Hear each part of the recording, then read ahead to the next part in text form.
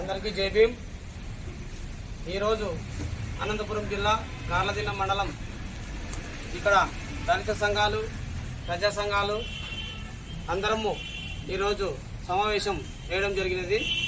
ఈరోజు సమావేశానికి కారణాలు ఏమిటంటే, ఇది ఒక 4-5 రోజుల నుంచి సోషల్ మీడియాలో కనంపల్లి విషయం పైన గొల్ల జానకి గారు తర్వాత తిరుమలేశ్ అన్నదితో అతనితో మాట్లాడిన ఆడియో కాల్ విషయం పైన మేము మాట్లాడుతున్నాం.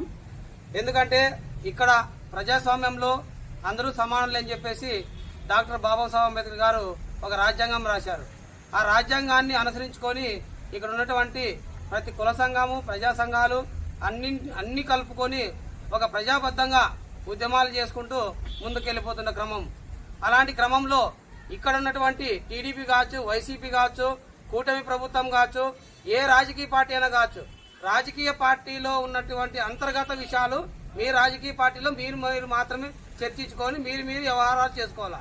అలా లేని పక్షంలో ఒక మాదిగ కులాన్ని దూషిస్తూ, ఒక మాదిగ కులం అంటే హీనంగా చూస్తూ, ఒక మాదిగ ఉద్యోగస్తుల్ని హీనాతిహీనంగా మాట్లాడుతూ, చెప్పుకోలేని విధంగా మాట్లాడుతూ, ఈ విధంగా మాట్లాడడము సమాజం కాదు.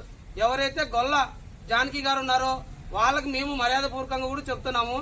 ఈ మీడియా సమావేశంలో పోలీస్ యంత్రాంగం కానీ, తర్వాత రెవెన్యూ డిపార్ట్మెంట్ కానీ, తర్వాత ఆల్ డిపార్ట్మెంట్ కి మీరు తెలియజేస్తున్నది ఇంకా అంతకంటే ముఖ్యంగా